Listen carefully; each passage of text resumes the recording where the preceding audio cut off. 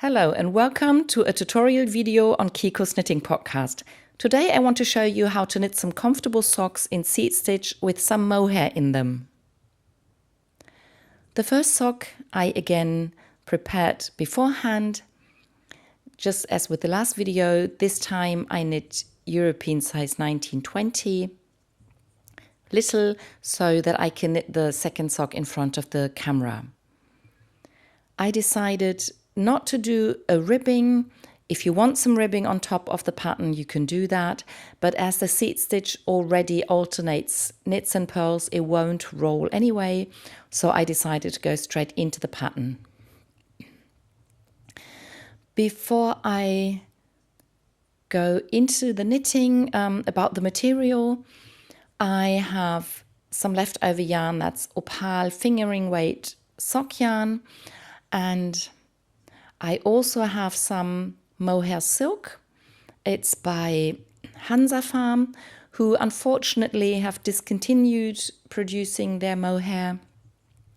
But you can get mohair silk from many companies. And the nice thing about mohair is that it's really light and very soft and warm. If you can't handle mohair, you have to look for something else. But you can use some brushed alpaca or something else. But for me, this is the ideal combination of sock yarn and mohair yarn. And I'm going to hold those two yarns double and just pretend this is one yarn. Some people, if you're a beginner, you might be nervous about using two yarns. But if you just hold them together closely, it's not really a problem. So I start with this beginning loop. And then I cast on my stitches with the usual long tail cast on. And I am casting on 27 stitches. And I just pretend the two strands of yarn were one single strand of yarn. And especially with the mohair, it likes to cling to the other yarn. So it's not too bad really. And you don't really get in between the two strands of yarn too easily. So you should always be careful to grab both of the yarns, but it shouldn't be too much of a problem. Now let's see how many stitches have I got. 10, 12, 14, 16, 18, 19, 20, 1, 2, 3, 4, 5, 6, 7. Okay, 27 stitches. When you count your stitches, again, you have to pay attention that you actually count two strands of yarn as one stitch and not count them as two stitches. But you'll get used to having always two strands of yarn where there usually is just one. I'm going to put the stitches onto 3 needles. Oh, here I just went through one of the strands, so I'll be careful to go through both the strands of yarn and also grab both the strands of yarn. So you have to pay a little more attention, but especially as a beginner, you will probably look at your knitting very closely anyway and not knit blindly the way I sometimes do. And even if you knit with one strand of yarn, you can sometimes split the yarn and then you sort of have the same problem. So here I have 9 stitches. I will put 9 stitches on each of the needles. If I were to knit some ribbing, I would probably use an even number of stitches for the ribbing. But as I am going directly into the pattern, the first needle ended on a knit stitch, and I want to always alternate knit and purl stitches. I had to start this needle with a purl stitch, and I am using 3 times 9 stitches, which gives me an uneven number of stitches on every needle. So whatever stitch I start the needle with, I will end as well. So I started with a purl stitch, 7, 8, 9. So again, I end with a purl stitch. That means for the third needle, I again start with the knit stitch. and this needle will end on a knit stitch. And that's the reason I decided to use an odd number for the complete number of stitches, because now I end on a knit stitch. So if I keep in pattern, I'll just start with a purl stitch. But as I started this needle with the knit stitch, I am automatically in pattern. And that's what I want with a seat stitch. I will always alternate knitting, knit and purl stitches, and I will always put a purl stitch on top of a knit stitch and the other way around. So if you were to do some ribbing, you would use an even number. So you could keep knitting, knit, purl, and the same kind of stitch would come on top of each other, but with an odd number of stitches. I will automatically be in seat stitch if I keep alternating a knit and a purl stitch. So now it's a knit and a purl and a knit and a purl. So I end on a purl stitch. I start the needle with the knit stitch, and you can do that for any project that you knit in the round, whether it's a hat or a loop scarf or a skirt or some part of a pullover that you knit in the round. If you have an odd number of stitches, you can just stay in pattern and you don't have to pay attention where the round ends or starts. So if you had at an even number of stitches, you have to pay attention at the end of the round that you switch from knit purl to purl knit. And so it's a lot easier if you have an odd number of stitches. So I ended on a purl stitch, start again with a knit stitch. And so I'm going to knit the leg of the sock in seat stitch. And I just have to pay attention to always alternate between knitting and purling. So for the first sock, I knit 16 rounds of seat stitch, but I did not go straight into the heel. I again knit a short row heel for these socks. I will, at some point this year, I will show a different heel as well, but for now I wanted to stick to the short row heel, which is quite simple. Some people think the short row heel is too small because it's fairly small. It's usually smaller than a heel flap heel, where you can choose how long to knit the heel flap. With a short row heel, you can't really change the size so easily, but what you can do is you can optically make the heel a bit bigger. That's what I did. So I knit 16 rounds of seat stitch, and then I knit stockinette stitch on the back half of the sock, and I stayed in seat stitch for the front. So the heel looks a bit bigger, even though the heel itself is the same as usual. And it's, the way a sock looks is also important. And I thought I'll show you how to do that. And if you knit the whole leg in stockinette stitch, then you don't have that problem. You can just start the heel anytime. But if you have a pattern in your leg of the sock, it might be a good idea to start in stockinette before you actually start knitting the heel. You then know where exactly to put the heel, and also the heel looks a bit bigger. Now, while I talked about all that, I've continued knitting. I've now knit 4 rounds. You can see that on these purl stitches really nicely. So I'll start the 5th round and I will knit 11 more rounds off camera, which is more comfortable for me.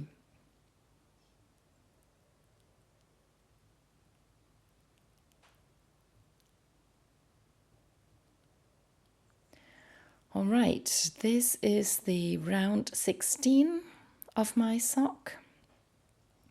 And at the end of that round, I am going to knit in stockinette stitch for half the sock and stay in pattern for the other half of the stitches. But as I have an uneven number of stitches, an odd number of stitches, and for the first sock, I decided to have 14 stitches on the top of the foot and 13 stitches for the sole. So now I'm going to just knit 13 stitches. 7, 8, 9. So at the moment I have 9 stitches on each needle, but to make it less complicated, I will keep knitting onto that first needle. 10, 11, 12, 13. So now I have all the stitches that I am doing in stockinette at the moment on one needle, and that's also the stitches that I'm going to have to use for the heel. But now I want to go back into the pattern, so you have to pay attention whether the first stitch is a knit stitch or a purl stitch. And that's this thread shows you this is a purl stitch, and the straight yarn show you the knit stitch. Sometimes the purl stitch wants to come up, but you have to pull a little and then you can differentiate the knit stitch and the purl stitch. And as that was a knit stitch, I'm now purling it, and I have 14 stitches for the top of the foot. I can divide it by 2 and I can knit 7 stitches on each of the needles. That's 5 left. So I'll knit 2 more onto that second needle. And then I have 2 stitches with 7. I have 2 needles with 7 stitches and 1 needle with the 13 stitches for the heel. I haven't told you what needle size I'm using. I am using a 3.5 millimeter needle. That's the size that I usually use for a 6-ply sock yarn. And the mohair yarn is rather thin, so that works really well for me. Mohair yarn can be knit with bigger needles. So sometimes you have a fingering weight yarn and a mohair yarn that's knit with bigger needles, like 4 millimeter or 4.5 millimeter. Or if you knit a scarf or a shawl, you could even use a 5 millimeter needle. But for a sock, I think this is a bit too loose. Maybe a 4 or 4.5 millimeter needle would be fine, but it depends on how tight you like your socks, and of course it depends on how you knit. If you knit more loosely, you might even go down with the needle size, and always make sure that you find the right number of stitches for your knitting and your needle size and your yarn. For a baby sock, you don't really have to swatch. A baby sock is like a swatch, and you just need to find the right baby that will fit into the sock.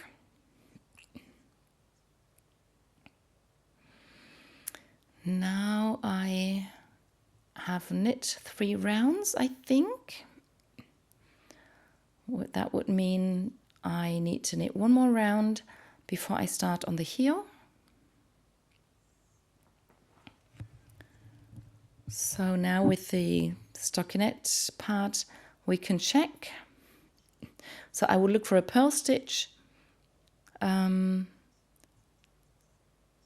So I can see how many knit stitches I have on top of that. This is the purl stitch is 1, 2, and the 3rd round. So I actually need to knit 1 more round.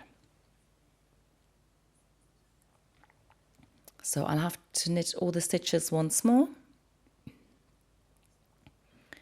And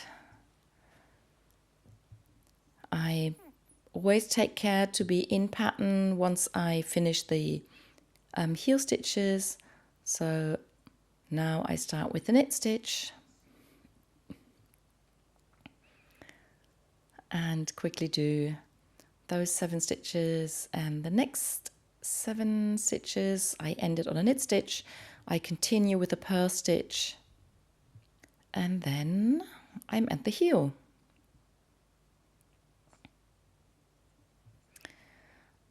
As I said, I'm doing another short row heel, and Of course, if you want to use some mohair with your socks, you don't have to use seat stitch. It's just something that I wanted to do. So for the short row heel, I will knit all the heel stitches. I turn round. I do a double stitch by slipping one stitch to the right needle with the yarn in front. Then I pull the yarn to the back. And now I will bring the yarn to the front in between the needles so I can purl my stitches. And I'll do the same on the other side. And with the double stitch, be aware that you basically have 4 strands of yarn for the double stitch. But I think by now you know what the yarn looks like and it shouldn't be too complicated. Again, yarn to the front, slip the stitch, and then pull the yarn to the back. And for knitting the stitches, I can keep the yarn in the back.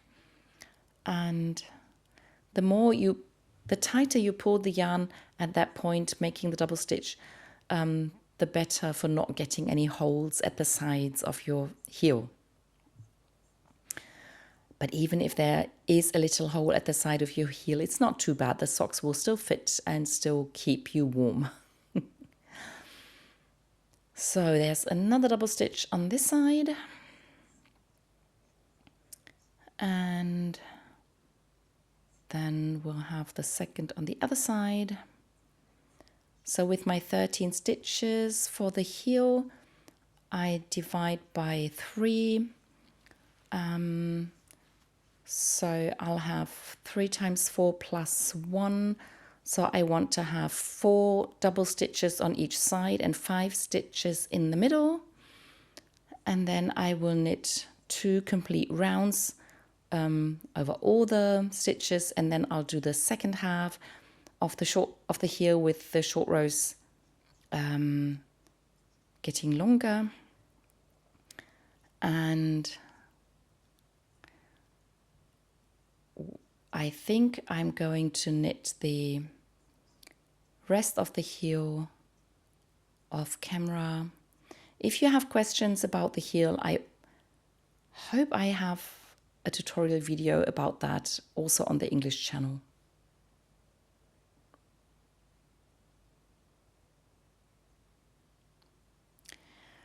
So here we go. This is the last row of knitting. So this is a double stitch that I knit, making sure I grab all the strands of yarn, knit the last stitch, turn round for the last time on this side, make another double stitch, pull the yarn to the back, bring it forward in between the needles, purl back, and then I can turn around for the last time on that side.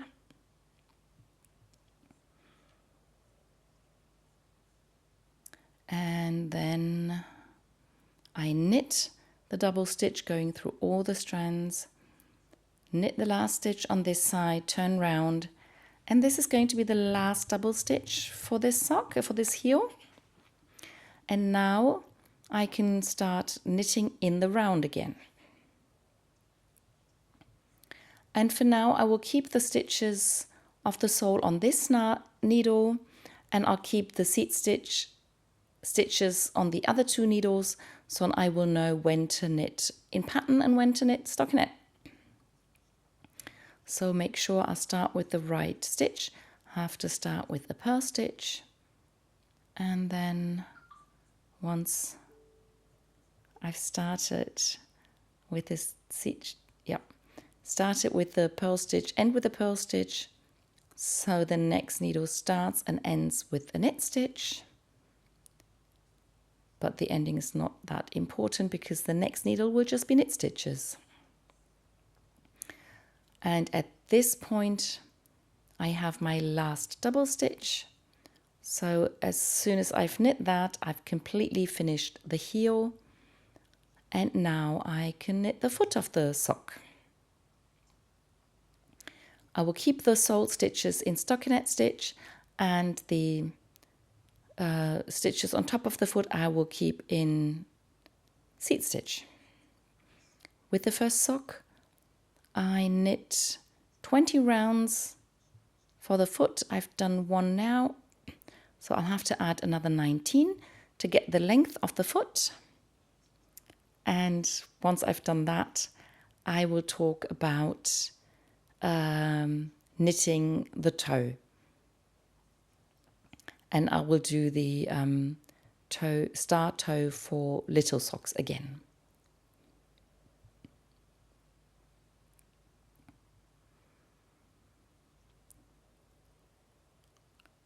So this is the last round that I knit completely in pattern, and then I will start dividing the stitches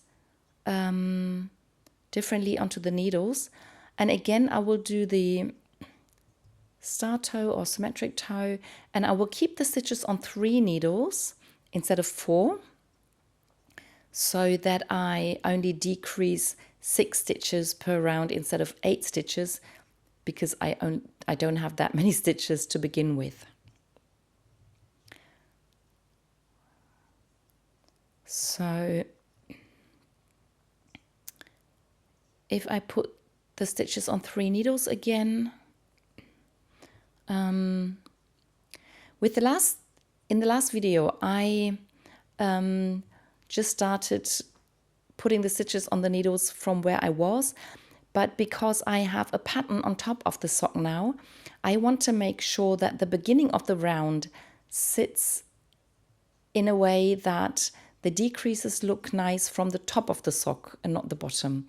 So I will add 2 stitches onto the needle that had the top foot stitches, and to do 2 more stitches on the other side, I need 2 more stitches on that needle that I want to take from the sole stitches.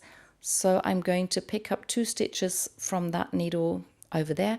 So whether you do that while you knit or you just slip them over like that, it doesn't really matter, but it can be a bit easier when you don't knit at the same time. And before I start doing the decreases, I am going to do 1 round of knitting all the stitches without pattern. You don't have to do that. I prefer to do that because I think the decreases look a bit nicer if you already have knit stitches and are not knitting any pattern, whether it's a knit purl pattern or any other pattern. I just like to have that round of knit stitches to really clearly show where the toe starts.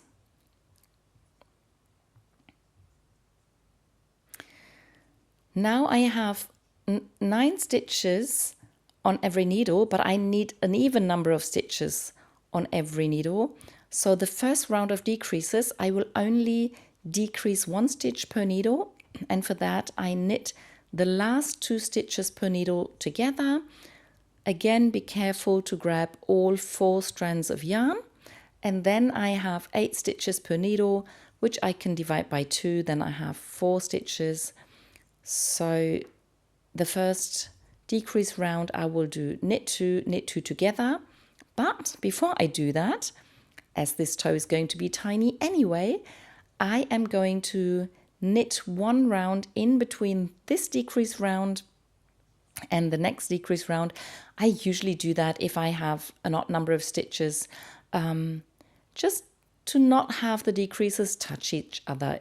You don't have to do that. It's just something that I think looks nicer, so I tend to do that. But it also depends. If you don't want the toe to be longer, you could do it without that round. But as I said, I just like doing that.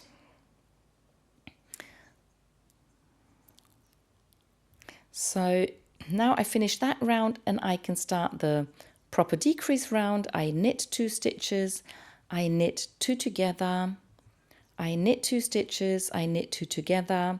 So I have 2 decreases per needle, which gives me 6 decreases per round.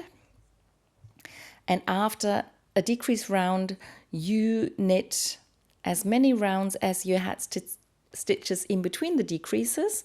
So that means I will be knitting 2 rounds without decreases because I had 2 stitches in between the decreases. That's what I like about the star toe. So easy to remember. So now I will just have to quickly knit 2 rounds in stockinette, and the next time I decrease, I will have, as I have fewer stitches on the needle, there will only be 1 stitch in between the decreases, which means that after that round I will only have 1 round of knitting before I do the last round of decreases.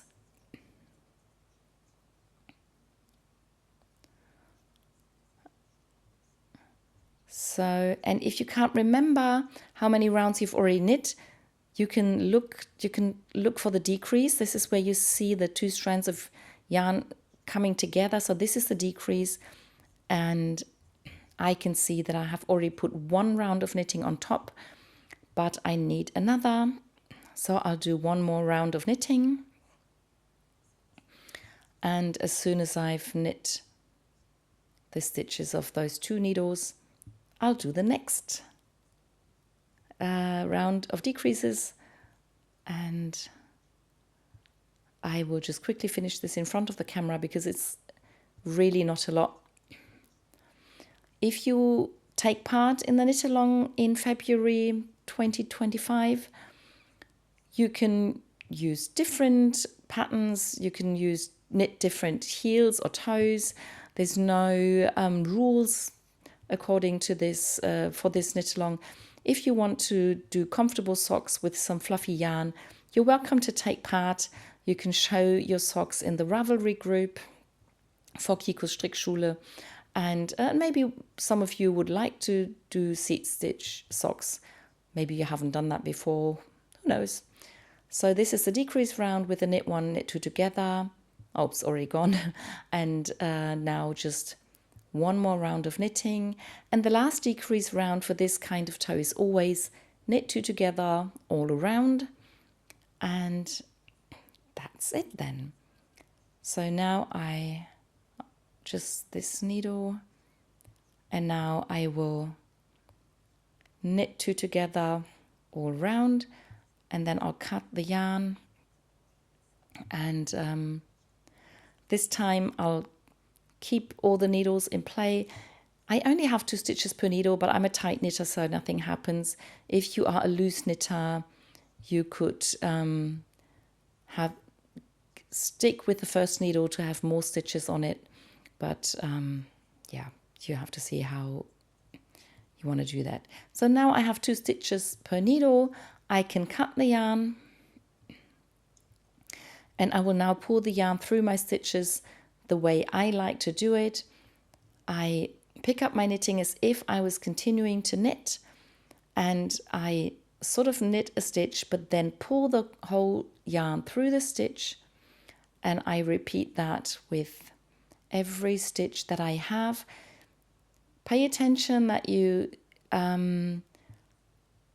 knit the needles in the right order, otherwise the yarn might not pull through at the end. Otherwise, if you're not sure, you could also use a darning needle and put the yarn through the stitches. But this way you can pull on the stitches a little bit and the toe is a bit tighter.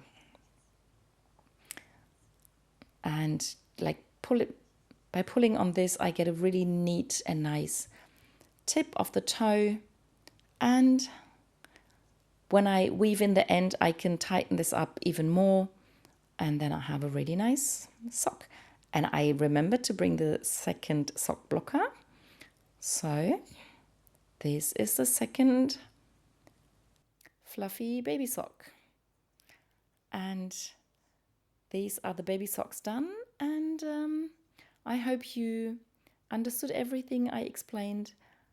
And I hope you enjoyed the video and you could understand everything, and maybe you would like to join in. And I'll see you in the next one. Bye.